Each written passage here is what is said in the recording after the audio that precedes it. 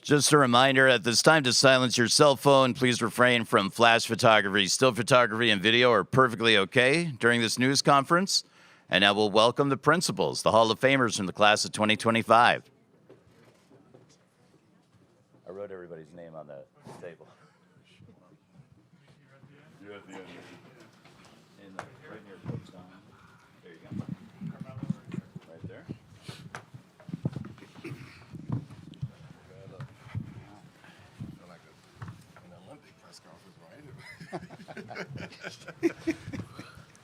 Thanks to everyone for joining us here in the main interview room in San Antonio and the Alamodome at the 2025 Men's Basketball Final Four. This is our news conference introducing members of the class of 2025 and the Naismith Basketball Hall of Fame. We're going to introduce each of our participants here this afternoon, going to give them an opportunity to make a statement.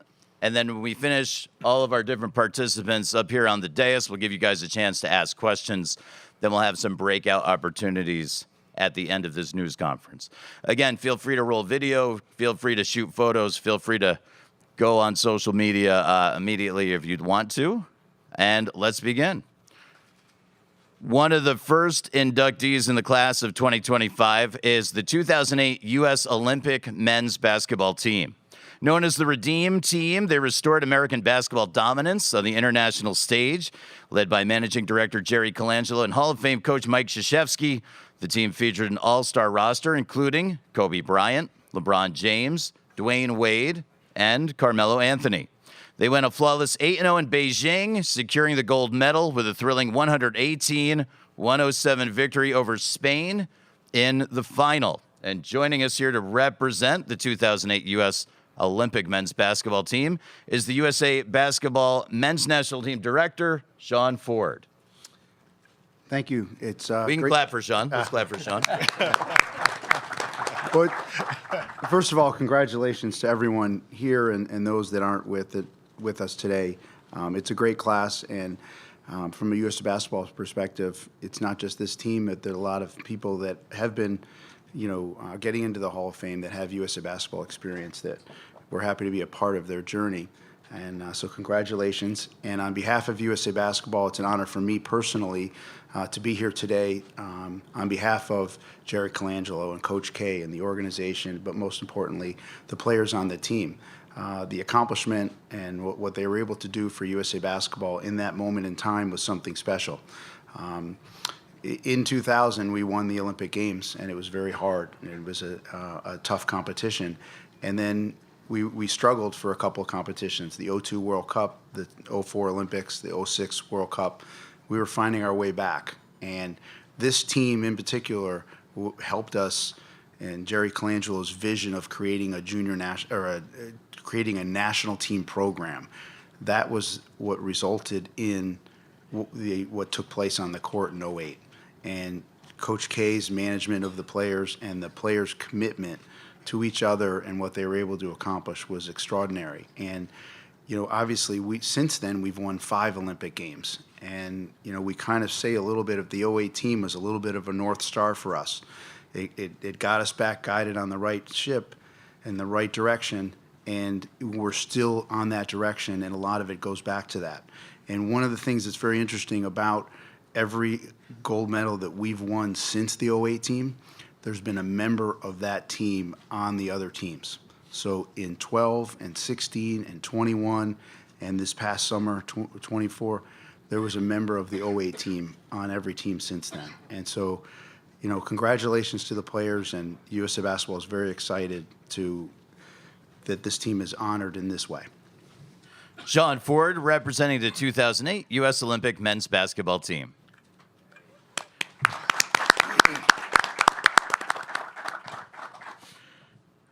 Our next member of the 2025 class is Carmelo Anthony. A prolific scorer and a 10-time NBA All-Star, Carmelo Anthony left an indelible mark on the game with his ability to take over offensively. From leading Syracuse to an NCAA title as a freshman to being one of the NBA's all-time leading scorers, Carmelo's impact was felt at every level. His 3 Olympic gold medals further solidify his place among basketball's elite. Please welcome at this time a Hall of Famer from the class of 2025, Carmelo Anthony. Thank you, first of all. This is, I mean, again, I keep trying to come up with things to say for these moments, and there's nothing that I can say that's actually going to express the way that I feel or the way that I'm just trying to take this moment in. To be sitting here as a inductee of the 25 Hall of Fame, not just as an individual, but also as a team, 2008 USA team member, right? And so, you know, it's a lot to put into perspective. You get the call about being entered into the Hall of Fame for what you have done for your career and as an individual and what you brought to this game of basketball. And then on the flip side, I was actually waiting on my other call for the 2008 Olympic team. So I didn't get that call. I had to come here and hear the announcement. But I say all that to say, man, it's the energy and the connectivity of what's actually happening right now. Being a part with Sean Ford since 2002 with Team USA. Like you said, going to Venezuela, losing. Going to Greece in Athens in 2004, losing. Going to Japan in 2006, losing. And then realizing that we are falling behind as basketball in the U.S. And it took somebody with a vision like Jerry Colangelo to come and say, we have to create a new standard, we have to create a new form, we have to create a new culture here in the U.S. And that was a part of my journey. So to say that, you know, a part of my journey will also enter with me, you know, separately than an individual player. I just like to say, man, I'm honored. I really don't have any words. I'm trying to figure out what I'm gonna say for the Hall of Fame speech. As you know, I'm sitting here getting all this information from, you know, the other Hall of Famers and just trying to take it all in. So I'm gracious. I'm trying to give myself some grace at this moment to just enjoy these times, man, because this is a hell of a table right here. You know what I mean? I was able to play for Coach Billy Donovan, so when we talk about connectivity, you know, being able to be a part of his team at OKC, this young man right here has reffed me plenty of times. We've had a lot of going back and forth as player refs, but hey, we had a real mutual respect for one another. And Mickey, we've had battles with Miami and New York and things like that. But and all in all, I would like to say thank you guys, because you guys was the one as the media and asking those questions. You guys kept me sharp too to understand how to stay ahead of you guys and what you guys was going to ask me. So thank you guys. You guys played a major part in my career as well. So thank you. Carmelo Anthony. Our next member of the class of 2025 is one of the NBA's most respected referees. He was a fixture on the league's biggest stages, officiating more than 2,000 regular season games and 30 NBA finals. His remarkable consistency earned him the honor of working the finals for 23 consecutive seasons. Now a member of the Naismith Basketball Hall of Fame of the class of 2025, Danny Crawford. Thank you. Thank you very much. This is, first of all, being at this table with these members up here is a humbling experience. But for the most part, if I'm in a room like this looking at all the reporters, that means I'm in trouble, okay? Because you only referees are to be seen and not heard from. So I'm very uncomfortable sitting in this room because I think I'm in trouble. Are you going to ask me some, tough questions? But this is a humbling experience, being, inducted into the Hall of Fame. It's a very unusual thing. Referees aren't accustomed to this. We are accustomed to you guys chasing us out of the building, talking about us, disagreeing with everything that we do. And for me to sit here and for you all to look sane and, you don't have that look like I'm in trouble, I feel pretty comfortable. So thank you very much and look forward to your questions. Danny Crawford. Our next inductee, a two-time NCAA champion coach who built a powerhouse at the University of Florida before transitioning to the NBA, where he continues to lead with more than 400 victories. His ability to develop talent and implement winning systems has made him one of the game's most respected leaders. Known as Billy the Kid, the former Providence College point guard under Hall of Famer Rick Pitino is a member of the Naismith Basketball Hall of Fame's class of 2025. Billy Donovan. Thank you very much. Just also want to congratulate everybody else who's up here who's been inducted. I think everybody up here so far has kind of expressed exactly how I feel. It's very overwhelming. It's very, very humbling. I think it really makes you and takes you to a place of real reflection, of people that, have impacted your life, from my family, my parents, my wife and my kids. But then you think about being in this game, you're only as good as the people that are around you. And certainly that's the case, in coaching. And, I've been fortunate to coach a lot of great players, guys that were committed, to the game, to winning. And I was really, really blessed to have so many great coaches and people around me for such a long period of time. And, I'm thankful. I'm really, really humbled sitting up here. I think when you get into the game of basketball, at least for me, I never thought about sitting up here one day and being inducted into the Hall of Fame. You did it because you loved it. And I'm just incredibly honored, grateful, and thankful for so many people that played such an impactful part of my life. So thank you. Billy Donovan. Our next member of the class of 2025, a dominant force in the paint, an 8-time All-Star, and a 3-time Defensive Player of the Year. Known for his rebounding, shot blocking, and rim protection, Dwight Howard helped lead the Orlando Magic to the 2009 NBA Finals, and he won a championship with the Lakers in 2020.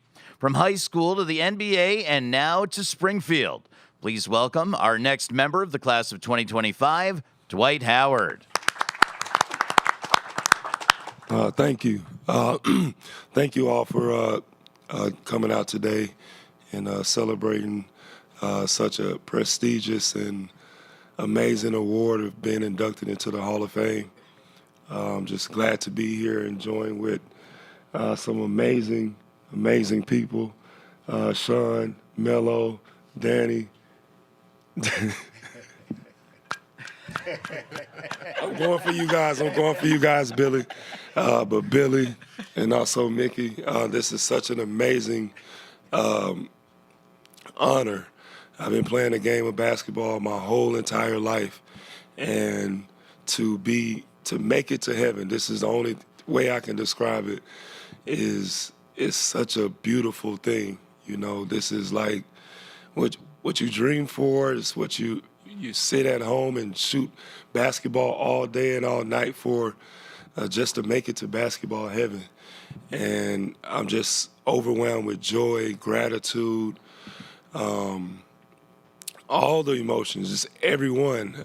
Just the words cannot describe, how this moment feels, just to be up on this stage, to represent my family, to represent my friends, all the people who have went along with this journey with me.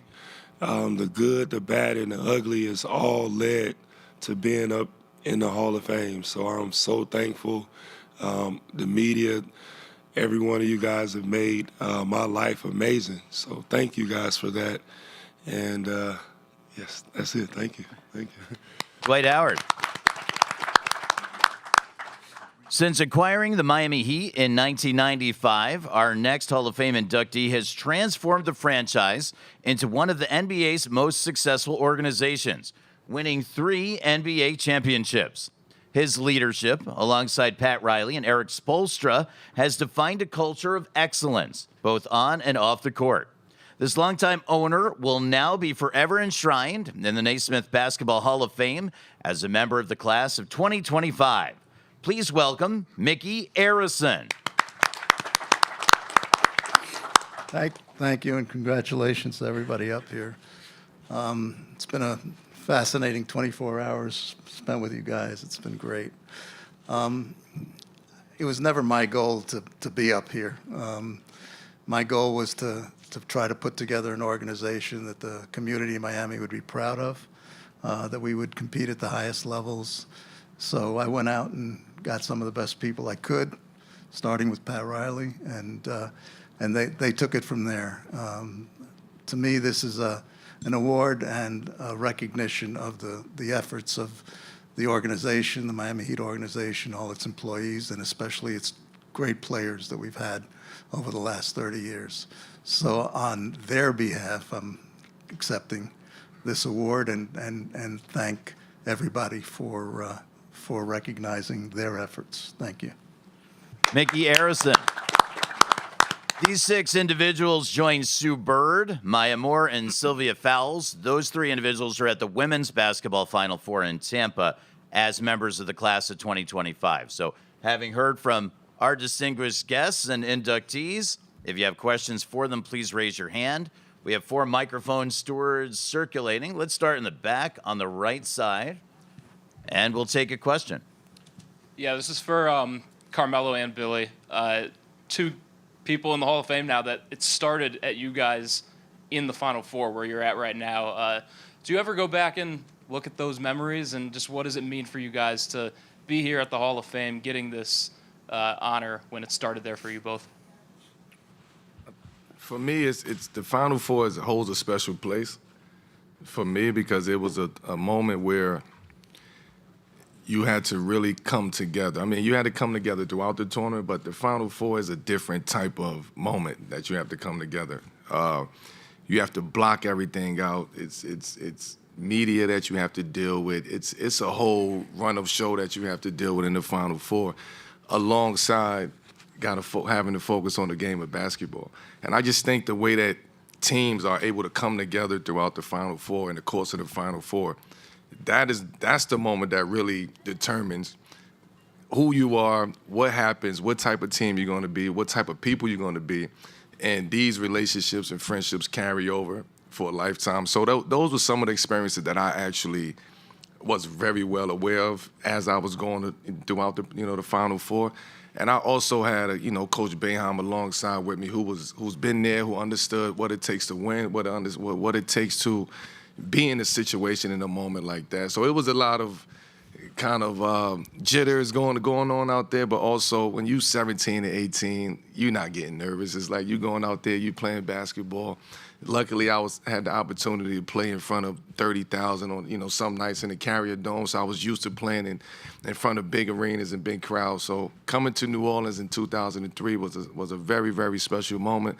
And also, knowing the game of history, the game of basketball, and being a student of the game, I also knew that Coach Boeheim lost in that same arena to Indiana years ago to keep Smart in that same corner, same shot. So, though that play kept playing alongside in my brain, and I say all that to say there's nothing like a Final Four moment. So I just hope everybody who's experiencing this Final Four moment enjoy it, understand what it is, because as a player, it's a special moment. Same question to Coach Donovan. Yeah, it's interesting listening to Carmelo talk because he doesn't even realize this. I was in the Final Four when Smart made that shot. Oh. Syracuse beat us to get to the national championship game. Connectivity. But the thing that's amazing is, I don't know if people really know, is Carmelo, you were a freshman, right? Yes. He won the national championship as a freshman in college, which was really incredible. And we were both obviously in the Superdome in New Orleans, both of our Final Fours. So the connection through the game, and then obviously having a chance to work with Carmelo in Oklahoma City. For me, I don't think Providence had been to the NCAA tournament for 10 straight years. So this was kind of like all new. Syracuse, was really already established as a program, for a long period of time. And, they were close to getting to a national championship. And obviously Carmelo and the rest of that group took them over the top.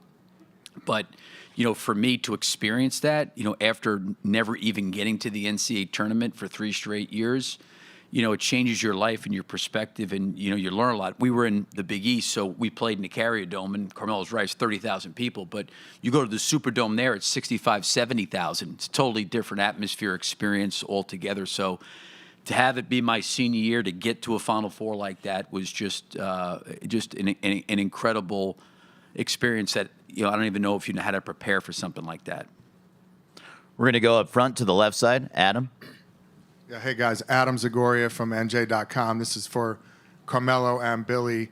Cooper Flagg was right up there where you guys are yesterday, accepting National Player of the Year honors. How special is what he's doing right now as a freshman? Carmelo, a lot of people comparing Cooper to you, obviously trying to win it as a freshman. How good is this kid, and how do you see him projecting immediately into the NBA? Can he make an impact right away? Melo first, then Coach. I think what we're seeing with Cooper is it has some similarities to the run that I had.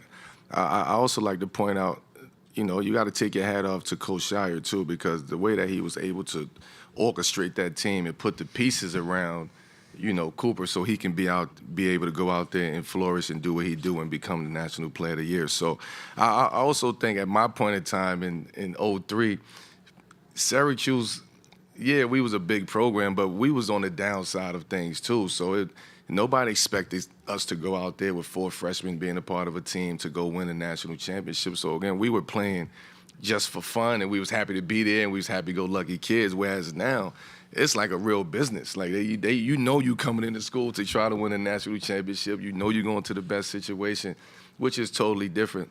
But on the flip side, from a basketball standpoint, I think what we're seeing from Cooper, from a skill set standpoint, I don't think we've seen that in a long time. Somebody who can control the game and demand the game in the way that he can in all aspects, from rebounding to weak side block shots to defense closing out.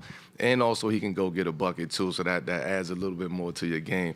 I just love watching him as a player. And I said this the other day to somebody, like, if he could go get this championship, then he sits at that small table at the university, at Duke University. And it's one more seat left, and he has an opportunity to go pull that seat up. Think he can make an impact right away in the NBA? I think so. I believe so. I mean, he's already making an impact. He's already playing against, in college, guys are 26, 27 now. Like, it's not like you're playing against 17-year. You're playing against grown men in college. So he had the opportunity to play against the USA team in practice. So, I mean, if you get that experience at 17, 18 years old, I mean, I just hope you give him some grace. Give him a time to develop, a couple years. We can't vouch for Adam, but other people will give him grace out there. But, Billy. Yeah, I think the game's changed so much because of what Carmelo said. A lot of these guys are older now. Guys are staying in college longer because of the NIL and the opportunity to earn money, right? I can't sit there and say that I've watched a lot of his games. I have watched him, but the one thing that stands out to me besides the skill level is the tenacity, the toughness, and the competitiveness. And, Dwight and Carmelo know this better than anybody. Like, and I was in college for a long time. These guys have a different mindset competitively. And if you don't have that mindset, it's really, really hard to survive up there as a player. And he appears to have that kind of mindset. That's going to serve him well. And to Carmelo's point, he'll get better, he'll skill into development. But I think probably Dwight and Carmelo could speak probably more eloquently than I could of what it was like to come into the NBA as a rookie and know, okay, really, he's showing up, this young guy, okay, I'm going to try to do something. This is the way these guys are, But I think because of Cooper's competitiveness and leaning into stuff and the physicality, that's going to really, really serve him well as his skill level continues to grow and develop. Dwight, did you have a thought on that? Yes, I've had a few chances to watch Cooper play, and I think he's an awesome young player coming in to the NBA at a very young age.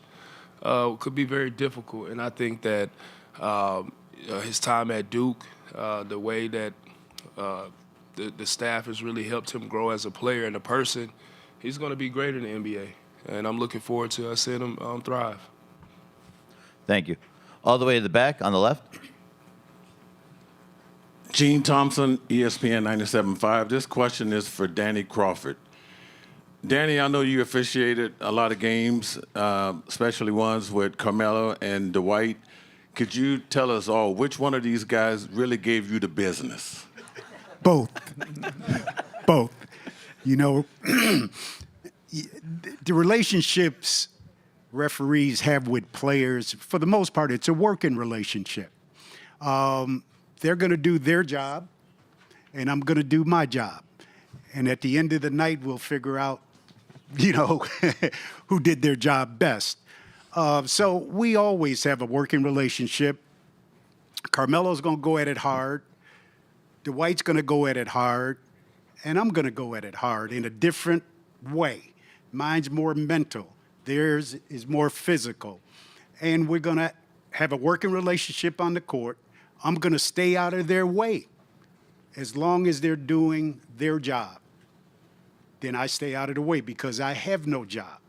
So that's pretty much how a referee and a player and referees and teams, that's pretty much how we manage, to stay in existence. We're going to go over to the right side of the room to Myron, but before we do, we have this question from online reporter for Mickey.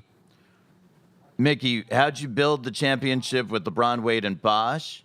And what's been the key to maintaining that culture of excellence, that standard since? We talk a lot about culture, and a lot of people now talk about culture a lot.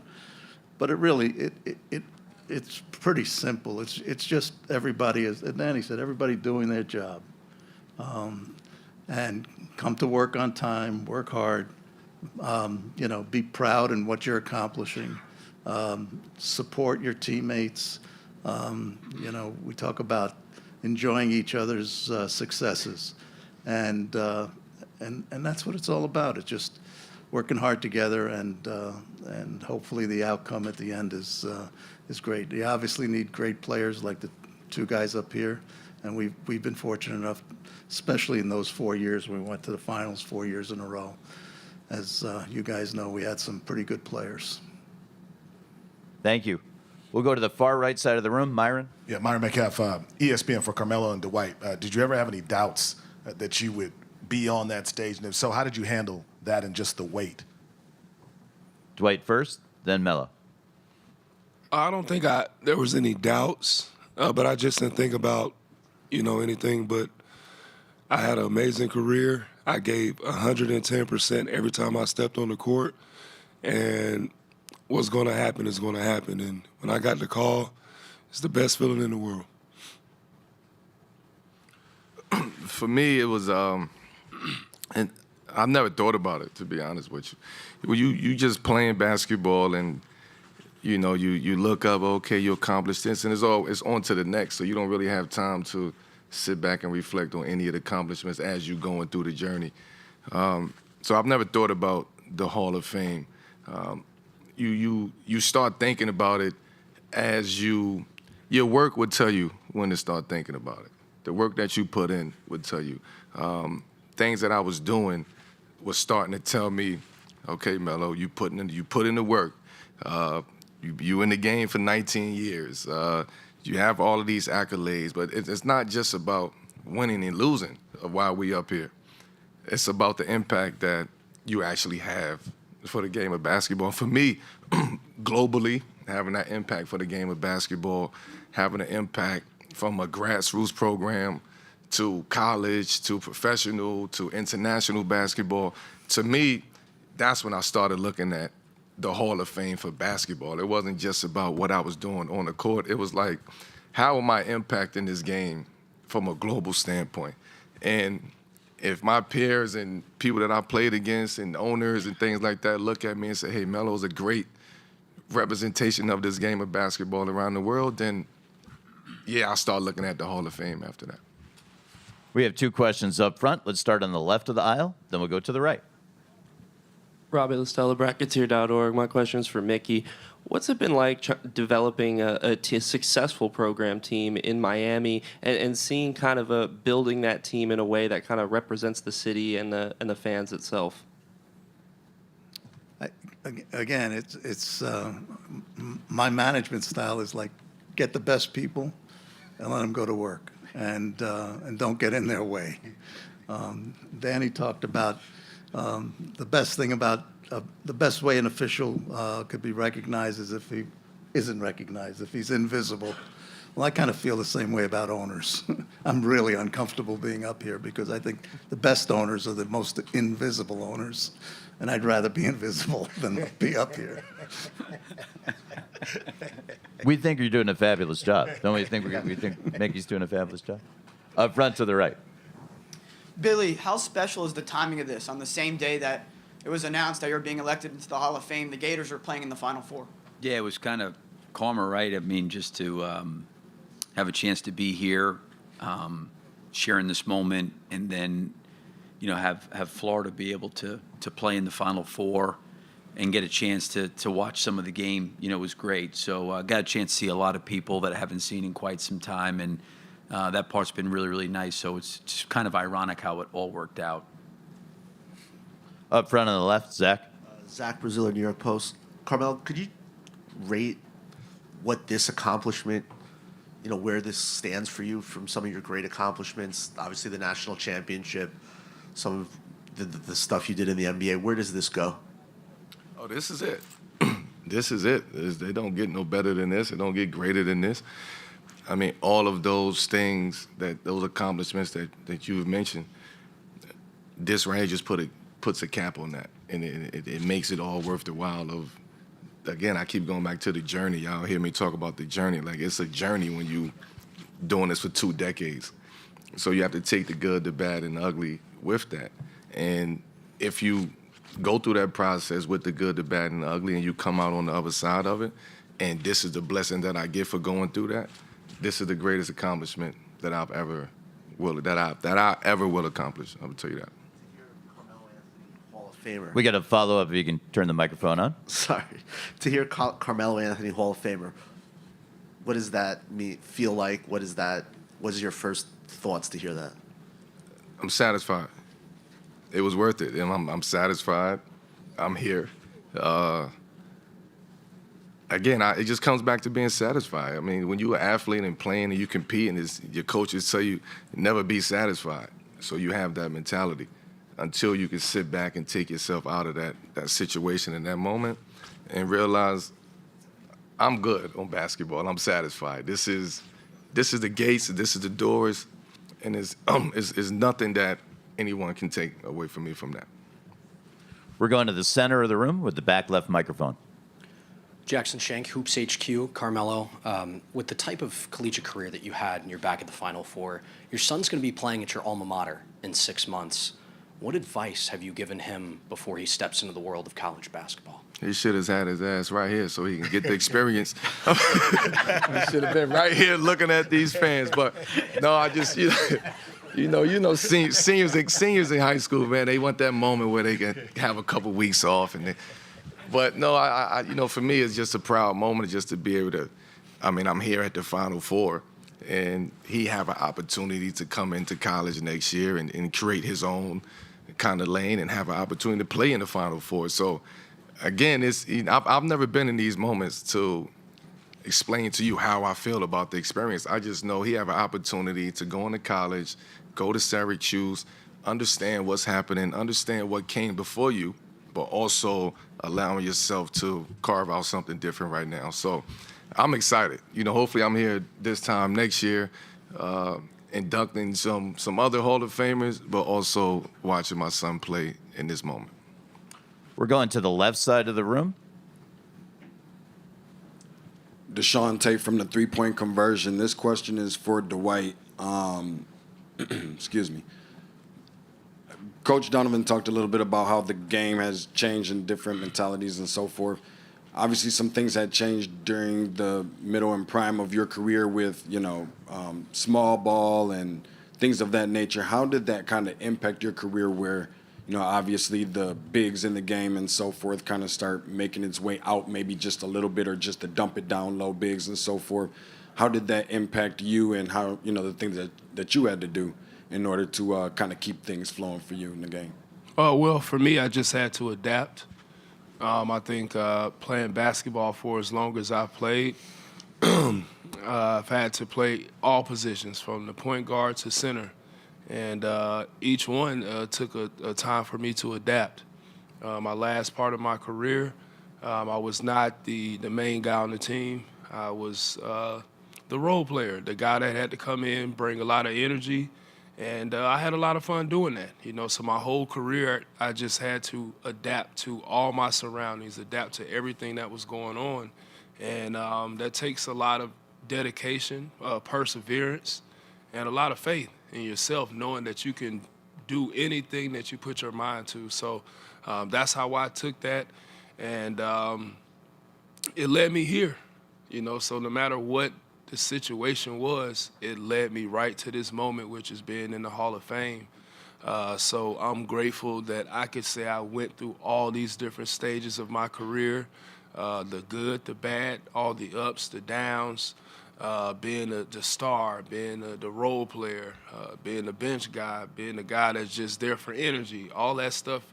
It really made me into the Hall of Famer I am today, so I'm very grateful about that. We're going to move up front on the right side. Isaac Bourne, Mid-Major Madness. Danny, with the treatment of referees nowadays kind of souring with fans, what is your message to future referees and current referees nowadays on how to block out that noise? And then also, what is your message to the fans to maybe dial it back a little bit on some of the referees that are just trying to do their job? That is a great question. Do you know fans are not very educated about referees? Your first reaction is especially if it goes against your team, is the referees were wrong. I would advise everybody in this room, and I know it's the most boring thing in the world to do, watch a game, boo the refs, and then do me a favor now. Turn the sound down when you're going to replay it. Take the volume, put it at 0, watch the game, and watch the plays. And what you'll realize is they're better than you think. It's just the culture. And the question about the referees, shame on them if they didn't know a part of their job description was to block them out. I would referee a game and not hear a fan, and the arena could be 30,000 fans booing at me. And if I hear the fans, my concentration isn't where it should be. So for those referees, if they need advice on how to block it out, they missed it when they started getting into refereeing. We have a question for Sean from Zoom, over here on the Zoom. What do you think the defining moment was from the 2008 run, and how did the strategy in the years leading up to it help achieve that moment? I think the defining moment for the team was the gold medal game. We were fighting our way back when we were unsuccessful in winning at the World Cup in 2006 in Japan. We had a really tough loss to Greece. Dwight and Carmelo were there. It was really a tough loss, but a lot of good came out of it, and you learn a lot. You learn more from a loss than a win, unfortunately. But we fought our way back, and we had to qualify for the Olympic Games. So we had to train and play in a tournament in 2007, and they were both on the team. We were fighting our way back, and I remember there was a time, we're heading into the quarterfinals, which in China, and it was just the team was doing great, and China loved basketball, and they loved basketball, so they loved our team. But even then, we get to the quarterfinals, we really haven't accomplished anything yet. We had 3 games, and we were playing well, and we get to the game against Spain, and it was a war. It was really a challenge all the way through. I remember there was talk last night a little bit. There was a timeout with 8 minutes to go, and it was a 2-point game. And it was as if there was no strategy discussed. It was just, we just needed a break. We just wanted to stop. It was like going back, in a boxing match and just between rounds. And we just took a break and went back out. And, Kobe, God bless him, he assisted or scored in the last 7 possessions of the game. And it was a really defining moment. But it was also the excitement after the game that the players had, because oftentimes when the U.S. wins, it can be more relief than excitement sometimes because of the high expectation. So the defining moment was, being challenged and fighting through the adversity, and the way that they fought through the adversity was because they believed in each other, and they were really a team. They were really a team, and they knew what they were representing, and they knew what they were trying to do, and they did it in a very hard fought way. And the excitement that they had, there was no relief. It was all exhilaration. And so that was a really was a special moment, and I think once they feel it, we're bonded for life. And I would say to you, it's interesting. Not all the players knew that they got in. I ran into Chris Paul this morning. He came. We have 65 high school players here at a camp, and Chris came by to see the players. He didn't know.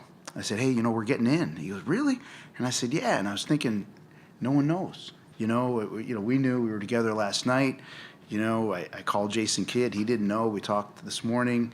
Dwayne Wade, we text Tayshaun Prince, Carlos Boozer, Mike D'Antoni, Nate McMillan. They're so excited. People didn't know, because, it's not like, we got in. And so everyone's, we're hoping to get the whole team together in September in Springfield. It'd be great. Just be great. So, you're bonded for life when you accomplish something like that. And that's, the moment lives on. Yeah, and we'll get that. We got the train rolling here this afternoon, and we'll keep it rolling right up until the fall, into the induction. I want to thank our participants and congratulate the latest members of the 2025 Naismith Basketball Hall of Fame. Thanks, everybody, for joining us. We're going to ask everybody to stand up. We'll take a group photo here on the dais, and then we'll go into some breakout areas and do some individual interviews. As these guys are getting ready for the photo, I'll let you know that Carmelo Anthony will be behind this backstage area here. Everything, by the way, can be coordinated through Patrick O'Connell up here from Position Sports and from the Hall of Fame. So Carmelo's going to be back here. Dwight Howard's going to be across the hallway in media breakout, room number 1, I think it is. And then Billy Donovan will be over here in the corner, and anyone else who requests interviews with any of our other distinguished members of this class can request the interviews through Patrick. So you guys want to get together? We'll get a photo.